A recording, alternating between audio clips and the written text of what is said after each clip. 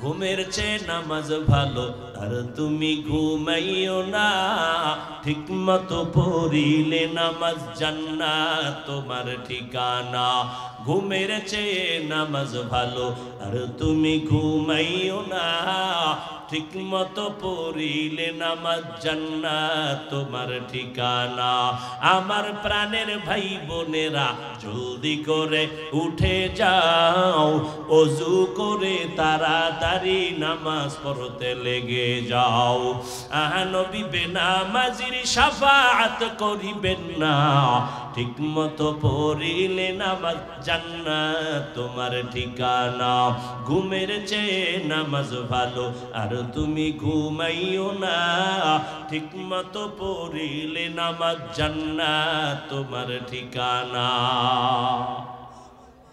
ঘুমের চেয়ে নামাজ ভালো এটা ফজরে বলা হলো কেন এশার আজানে নাই কেন মাগরিবের আজানে নাই কেন জোহর আসর বাদ দিলাম মাগরিবও তো রাতের অংশের ভিতরে ঢুকছে ওখানে নাই কেন এশা তো মাঝখানে শুরুর শেষ সেখানে নাই কেন শুধু ফজরে কেন ঘুমের চেয়ে নামাজ ভালো এটা ফজরে বললো কেন দুই নাম্বার কথা ঘুমের চেয়ে যে নামাজ ভালো কোন ঘুম রাতের প্রথম ভাগের ঘুম মধ্যভাগের ঘুম না শেষ ভাগের ঘুম তোমার শরীরের জন্য ক্ষতির কারণ শরীরের ঔষধ হলো কোন ভাগের ঘুম মধ্যভাগের ঘুম 10টা 11টা 12টা 1টা 2টা 3টা এরপরে উঠে যাও কেন ওই সময় তোমার আমার খালিক মালিক প্রথম আসমানে এসে হাজির হয়ে গেছেন কে অতি গভীর হয় রজনী যখন নীরবে প্রভুর নাম জপিও তখন প্রভুর করুণা যদি পাইবারে চাও গভীর রাতে উঠে প্রভুর গুণগান গাও এরে আল্লাহর বান্দারা ওই গভীর রাতে আমার আল্লাহ আসেন কোথায় কয় না সবাই কন না ভাই প্রথম আসমানে কোন দিন প্রতিদিন খুব কঠিন কথা আমি বলতেছি হাসতে হাসতে কিন্তু কথার ওজন অনেক বেশি কঠিন কথা আল্লাহ যে আসেন 12 মাসের প্রত্যেক রাতের শেষ ভাগে বান্দার থেকে কিছু নিতে না বান্দাকে দিতে আপনাদের কিছু লাগবে না লাগবে তাহলে কেন ঘুমাইয়া থাকো চেয়ারম্যান সাহেবের কাছে দরখাস্ত দিলা চেয়ারম্যান সাহেব আমার এলাকায় 5 টন গম লাগবে চাল লাগবে চেয়ারম্যান বলল আগামী কাল এই টাইমে আমি আসবো চেয়ারম্যান আইসা হাজির আপনি ঘুমায় রইছেন আপনার খবর নাই আপনার কপাল পূর্বে এই জীবনে কিছুই পাবেন না এরে আল্লাহর বান্দা প্রত্যেক রাতের শেষ ভাগে আল্লাহ আসেন বান্দাকে দিতে তোমার টাকা লাগবে আল্লাহ কয় আমার কাছে চাও তোমার গুনাহ মাফ লাগবে আমার কাছে বলো এই দুনিয়ার শ্রেষ্ঠ বেঈমান ফেরাউন না রাতে গভীরে শেষ রাতে আল্লাহর কাছে কাঁদতো কে ফেরাউন ও আল্লাহ আমি জানি তুমি মালিক তো নাই ওই ঠিক নি কিন্তু এই বইলা তো আমরা কোন আলেম সি কইরা দূরে যাই নাই বরং সামনে আসছো হাতটা বাড়ায় দিছি সালাম দিছি বুকে লাগাইছি মাথায় হাত দিয়া সব আলেম ওলামারা তাবলীগওয়ালারা বুঝাইতেছে কি বুঝায় নবীর তরিকায় মানো আল্লাহর গোলাম হইয়া মরো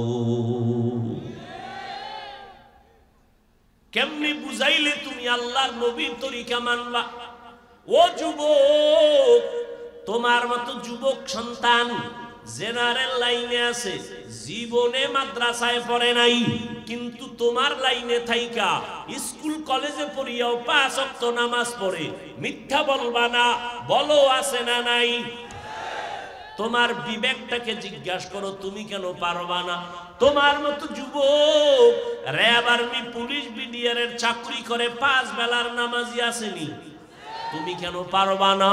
রাস্তায় গাড়ি চালায় ড্রাইভার নামাজ ছাড়ে না, তুমি কেন পারো না? নদীর মধ্যে মাছ ধরে নামাজ ছাড়ে না, তুমি কেন পারো না? ময়দানে কৃষিকাজ করে নামাজ ছাড়ে না, তুমি কেন পারো না রে বাবা? ঢাকা বিশ্ববিদ্যালয়ে যাও, জাহাঙ্গীরনগরে যাও, গিয়া দেখবা কত তোমার মতো বান্দা, মাথায় টুপি, লম্বা দাড়ি, 5 ওয়াক্ত নামাজি, পেছন দিক দিয়া তাকাইলে মনে হয় যেন বাইতুল মোকাররমের খতিব। ভাইজান তুমি কোন জায়গার খতিব? কয় না আমি ঢাকা কলেজের ছাত্র। তো তোমার এই হালাত কেন? বলে আমি কোরআনওয়ালাদের সাথে সংযোগ লাগায় রাখছি। কত সুযোগ, কত সুন্দর সুযোগ। আচ্ছা বলো তো যুবক ভাইরা, নবীর আদর্শ মানতে তো অনেকে ভয় পায়, না জানি কোনো বিপদে পড়ি, এই একটা ভয় ঢুকছে। আসলে কোনো ভয় নাই। পৃথিবীতে রসুলের আদর্শ থেকে আর সুন্দর আদর্শ একটাও নেই। আচ্ছা বলো তো বাবা, একটা নগদ জিজ্ঞাসা করি, তুমি নবীর আদর্শ বাদ দিয়া কত উপরে উঠছো, আর আমি নবীর আদর্শ মানতে গিয়ে কত নিচে নামছি? বলো তো বাবা। তো একটা তৃপ্তি হবে যে না হুজুর, আপনারা নবীর আদর্শ মানার কারণে একটু অসম্মানে আছেন, আমরা নবীর আদর্শ ছাড়ার কারণে একটু সম্মানে আছি, তো কিছুটা তো প্লাস পয়েন্টে আছি, এটাও তো একটা সান্ত্বনা। বলো তো এরকম আসো কিনা? আচ্ছা দেখি, আমি একটু দোনোটা সামঞ্জস্য করে দেখি তো। আপনারাও যারা আছেন নবীর আদর্শ মানেন না, নামাজ পড়েন না, পর্দা করেন না, হালাল খান না, আপনারাও কয় বেলা খান? কয় বেলা? আমরা যারা নামাজ পড়ি, পর্দা করি, হালাল খাই, নবীর তরিকায় চলি, আমরা কয় বেলা খাই? 2 বেলা। সত্য কথা বলছি না, সাক্ষী দেন। মানেন আর না মানেন, কয় বেলা খাই? শুধু কি খাই, আপনার থেকে পিওর খানা খাই এবং বেশি খাই। কম খাই না বেশি? অনেক বেশি খাই। 3 বেলা খাই, মাঝে মাঝে 5 বেলাও খাই, পিওর খাই। কেমন পিওর? 1 নাম্বার পিওর, আমরা যে ভাত তরকারি খাই এটা হালাল টাকার, হারাম টাকার না।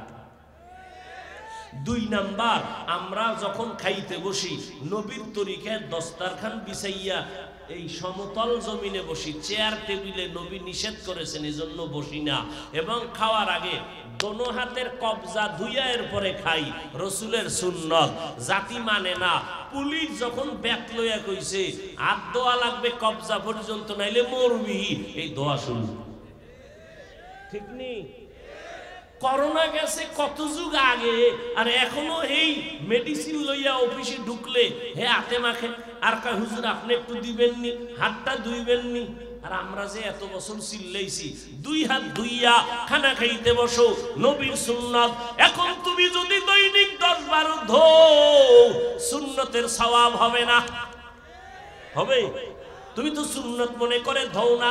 আমরা তো অল টাইম ওযু অবস্থায় থাকার চেষ্টা করি, আমরা তো পরিচ্ছন্ন অবস্থায় থাকি, 3 বেলা খাই। একদিকের পিওর হলো খানা টাঙ্গো হালাল, কোনো হারাম টাকায় নাই। 2 নাম্বার পিওর, আমরা বিসমিল্লাহ বলে খাই। ঠিক নেই? আমরা খানা অপচয় করি না। তরকারি পড়ে গেছে, ভাত পড়ে গেছে, উঠাইয়া খাইছি। ও এইটা তো নবীর কথা তো আছেই। শুধু তাই না, এই ভাত একটা ভাতের জন্য, ওরে বাবা, আব্বার কাছে শুনছি, দাদার কাছে শুনছি, অভাবের সময় মানুষ ভাত পায় না, কচুর ডগা চাবাইয়া খাইছে। এই মুরব্বীরা কন না কেন? ডাস্টবিনের ময়লা উঠাইয়া খাইছে। এই ভাতের কত মূল্য, কত কষ্ট করেছে অভাবের সময়। এই জন্য আমরা একটা ভাত পইরা গেলে উঠায় খাই, সুন্নত। কষ্ট হইতেছে আপনাদের?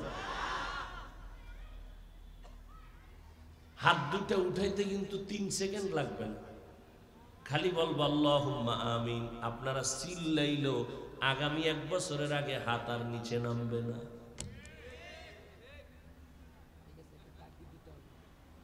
হায় হায় হায় হায়, পিওর খাই, পিওর বুঝেননি? পিওর। আর একটু শুকরিয়া আদায় করি, গর্ব করি না, অহংকারী করি না, আপনাদের বুঝাবার জন্য বলি। আমাদের যে খানাটা আমগো স্ত্রী আমাদের মা ঘরের মধ্যে পাক করে, বিনা উযুতে খানা পাকায় না। আলহামদুলিল্লাহ, বিনা উযুতে খানা পাকায় না। নবী বলে গেছেন ঘরের মধ্যে যেই নারীরা মাথায় ওড়না পরে না, এদের ঘরে রিজিকে কোনো বরকত থাকে না। এরে আল্লাহর বান্দা, আম্মা জানের আওয়াজ শুনেনি? কথা বলে তারা তো আরো বিয়ে, আর ওয়াজ শুনতে আইয়াও কান বয়রা হয়ে যায়।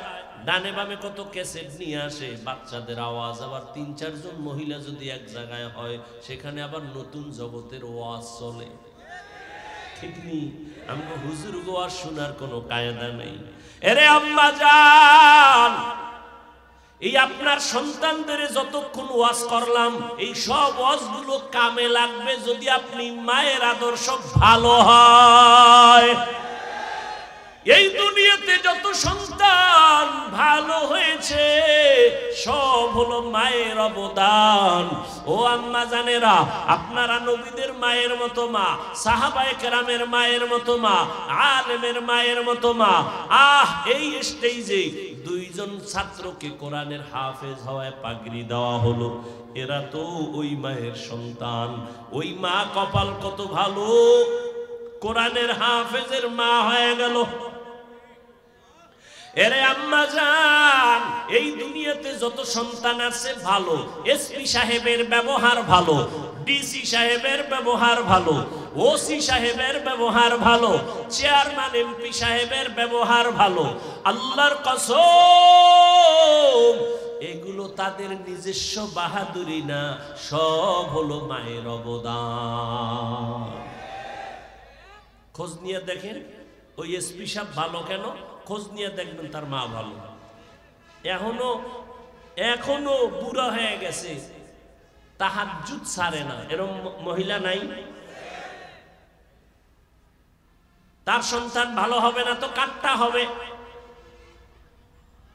এরে আম্মা জান, আপনারা তো খাদিজা রাদিয়াল্লাহু তাআলা আনহার মতো দামি নারী, ফাতেমা রাদিয়াল্লাহু তাআলা আনহার মতো দামি নারী, আয়েশা রাদিয়াল্লাহু তাআলা আনহার মতো দামি নারী।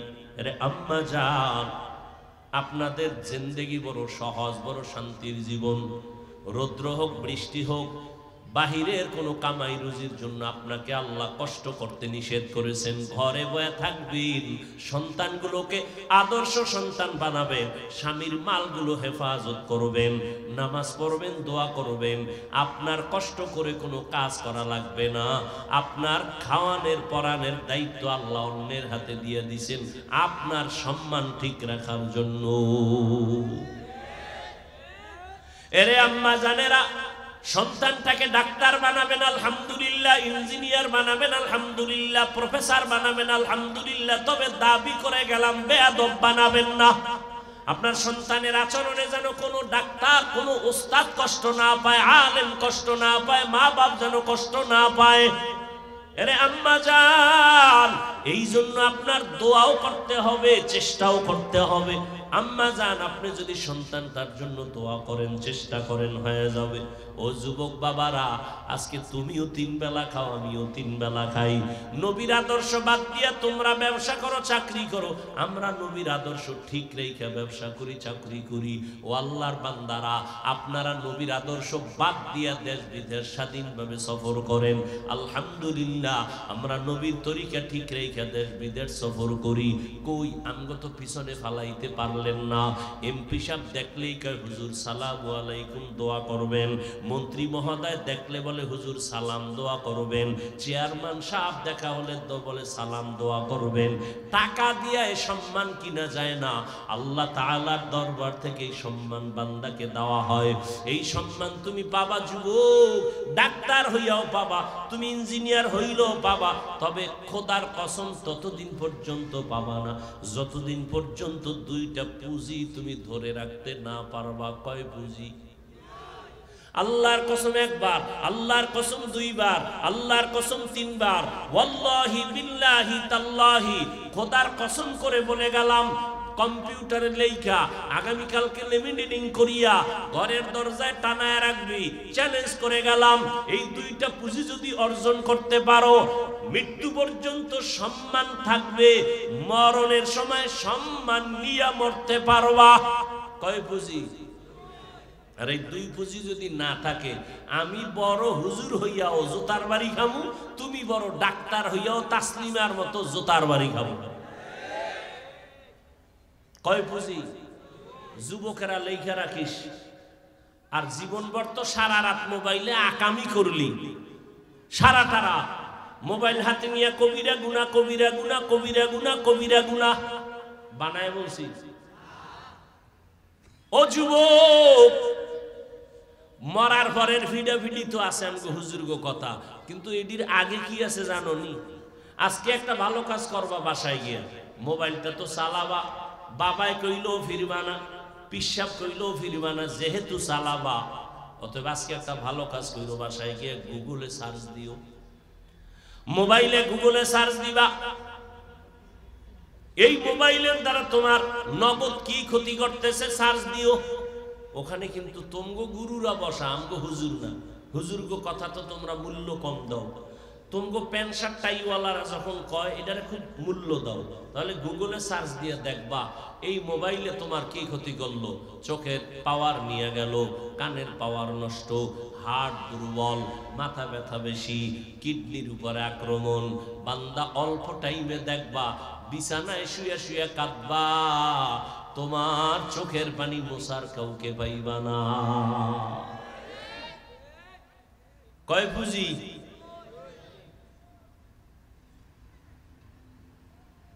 সূর্য প্রতিদিন সকালবেলা পশ্চিম পূর্ব দিগন্ত থেকে উঠা যেমন সত্য, আমার এই কথা দুইটা তেমন সত্য। এক, এই পুঁজি দুইটা ধরে রাখলে তুমি ডাক্তার হইলেও সর্বোচ্চ সম্মান তোমার থাকবে মরণ পর্যন্ত, মরণ কালেও। এক নাম্বার পুঁজির নাম সুস্থতা। বলো কি? সুস্থতা। তুমি যদি অসুস্থ হইয়া পাঁচতলা বাড়ি কইরাও বিছনায় পড়ে থাকো, তোমার আপনরাও বলবে মরে যাও। ডাইনিং টেবিলে কত ধরনের হরিণের গোশত, উটের গোশত, দুম্বার গোশত, গরুর গোশত, ডাক্তার বলে খাইলে মরবি। তাহলে এই খাই খেলাম কি? শুধু কি তাই, চাকরির জায়গায় গিয়া যদি তুমি এক সপ্তাহ ডিউটি না করো, স্যার আমি অসুস্থ, সিদ্ধান্ত পাল্টাও, এর বিদায় করা। তুমি স্কুলে চাকরি করো, মাদ্রাসায় করো, এক সপ্তাহ যদি ক্লাস না করো, কর্তৃপক্ষ সিদ্ধান্ত নিবে এরে বাদ দেওয়া যায় কেমনে? কেন? কয় অসুস্থ। কয় পুঁজি? দুই পুঁজি। প্রথম পুঁজি কি? সুস্থতা। এই সুস্থতারে একেবারে দিনে দুপুরে জবাই করতেছো মোবাইল দিয়া।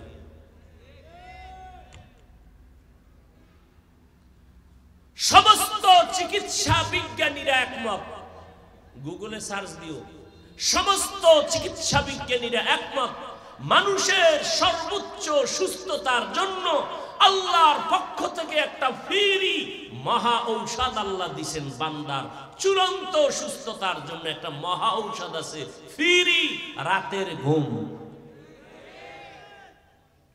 পুরা রাতের ঘুম, পুরা রাত গুগলে সার্চ দিয়ে পেয়ে যাইবা। রাতের ঘুম শরীরের কোন অংশ ঔষধ? সমস্ত চিকিৎসা বিজ্ঞানীরা একমত, প্রথম অংশ রাতের শরীরের ক্ষতি, শেষ রাতের ঘুম শরীরের ক্ষতি, মধ্যরাতের ঘুম শরীরের মহা ঔষধ। দেখো না অনেক অসুস্থ রোগী ঘুম থেকে উঠা খায় আমি সুস্থ, অনেক সুস্থ মানুষ ঘুম থেকে উঠা খায় আমার জ্বর, আমার মাথা ব্যথা। ঠিক নেই? রাতের ঘুম জবাই করছো কি দিয়া যুবকেরা? কয় না, কয় না। মোবাইল দিয়া রাতের ঘুম জবাই করছো। হাসিও না রে বাবা, তোমার চেহারা দিয়ে তাকাইলে কোনো আকর্ষণ নাই, তোমার চেহারায় কোনো মায়া নাই, বরং ঘৃণা লাগে। খোদার কসম, এই চেহারাটারে এমন ভাবে নষ্ট করেছো, পৃথিবীর কোনো মেডিসিন এই চেহারা ভালো করতে পারবে না। তবে আল্লাহর একটা মেডিসিন আছে, ব্যবহার যদি করো, দিন দিন চেহারায় আকর্ষণ বাড়বে, যে দেখবে তার মায়া লাগবে। ওই মেডিসিনের নাম হলো নেক আমল। গুনাহ ছাড়ো, নেক করো, চেহারার উজ্জ্বলতা বাড়বে। কোনো ক্রিমে বাড়বে না, বরং চেহারা আরো নষ্ট হবে, ফ্যাকাশে হবে কোনো মেডিসিন লাগাইলে। এই যত ডানা কাটা পরি দেখো, এটি সব বিউটি পার্লারের রং লাগাইছে। ও কাছে যেয়ে দেখবি এগো চেহারা দিয়ে তাকানো যায় না, এত বিশ্রী। যেই পরিমাণ গুনাহ করে ওই পরিমাণ শাস্তি। আল্লাহ মাফ করে দেন। তাহলে সুস্থতার দরকার আসেনি, মানে বিবেক বলেনি, এটা সমর্থন করেনি। কয় পুঁজি? প্রথম পুঁজি। 2 নাম্বার পুঁজি হলো সুন্দর চরিত্র, আখলাকে হাসানা। এই যে এই বেটা, বাহ, এতক্ষণ কি ওয়াজ শুনছো? এই তোর আব্বাই তোরে মোবাইল দিছে, তোর আব্বাও একটা বেলাইনের মানুষ, তোর জীবনটারে চুরি ছাড়া জবাই করতেছে। এই হলো বাপ।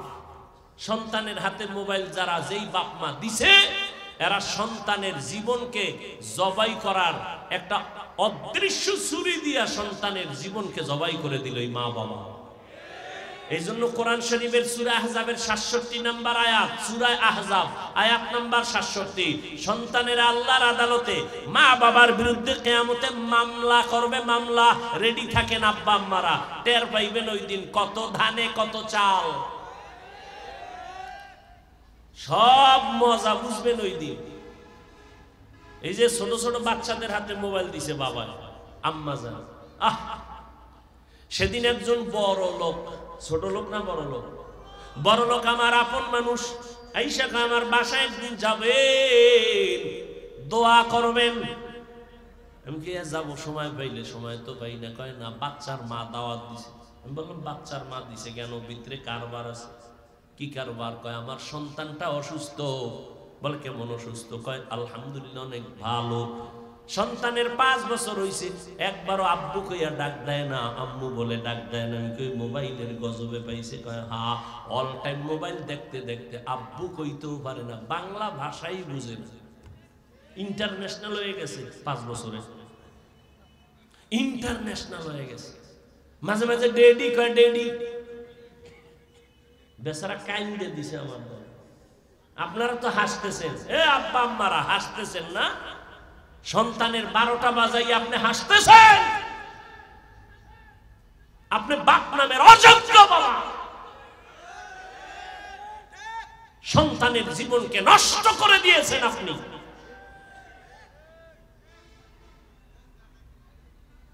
সন্তানের হক আদায় করতে পারবেন না তো ট্যাবলেট খাওয়াইয়া রাখতেন, সন্তান জন্ম দিলেন কেন? কয়েক মাস আগে বাড্ডা থানা, ঢাকা বাড্ডা থানা, বাড্ডা থানা চিনেননি? বাড্ডা থানায় এক কোটিপতি বাবায় মারা গেছে 2টা বড় বড় শিক্ষিত সন্তান রেখে। আপনারা ফেসবুক শরীফের যারা গোলাম দেখছেন না? ভালো করে দেখছেন। আমি ফেসবুক চালাই না। আলহামদুলিল্লাহ, আলহামদুলিল্লাহ, আলহামদুলিল্লাহ। মৃত্যু পর্যন্ত যেন ওই জগৎ থেকে আল্লাহ আমাকে হেফাজতে রাখেন। ভাইরা আমার, বাবার লাশটা রাস্তায় বাড়ির দরজার সামনে ফালায় রাখছে। 24 ঘন্টা ছেলেরা একবারও দাফনের চিন্তা করে না। 2 ভাই লাগছে কিলাকিলি ঝগড়া, বাবার টাকা ভাগাভাগি করতে করতে 24 ঘন্টা শেষ, বাবার লাশটাও দাফন করার চিন্তা করে নাই। দুঃখ ও সন্তানের মা বাপ, এমন সন্তান কুলাঙ্গার জন্ম দিয়ে কি লাভ হবে? আর এই কুলাঙ্গারের বাবা দাবি করে কি লাভ হবে বলো?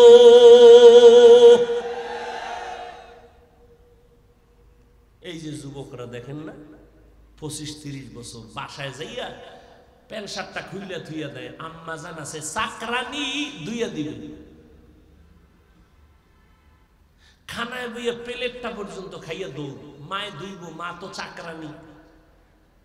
আর এত বড় বক্তা হইয়াও আল্লাহর চেষ্টা করি মা বাবার সহযোগিতা করা। তোমার তো উচিত ছিল তুমি তোমারটা ধুইবা, মায়েরটা ধুইবা, মায়ের মশারি তুমি টানায় দিবা। এত নিমক হারাম হয়েছে যে মা তোমার মশারি টানায় দিতে হয়, তুমি এখন 23 বছর 22 বছর 25 বছর তোমার বয়স, তুমি ক্লাস 8-এ পড়ো, মা বাবা তোমার জামা কাপড় ধুইয়া দিতে হবে, এর থেকে দুঃখ আর কি হতে পারে? কি শিখছো জীবনে? আর কি উপহার দিবি জাতিকে? ধ্বংস করে দিয়েছো নিজের জীবন যৌবন, মা বাবার কলিজাটারে যাত্রা বানায় দিছো বেয়াদবি করতে করতে। সেদিন এক ছাত্র জেনারেল লাইনের শিক্ষকের গায়ে হাত তুলছে। আল্লাহর কসম করে বলি, পঙ্গু হইয়া মরবি, পঙ্গু হইয়া মরার আগে বিছনায় পঙ্গু হয়ে থাকবি। যারা শিক্ষকের সাথে বেয়াদবি করো, মা বাবার সাথে বেয়াদবি করো, তোদের মরার আগে মরণ হবে বিছানায়।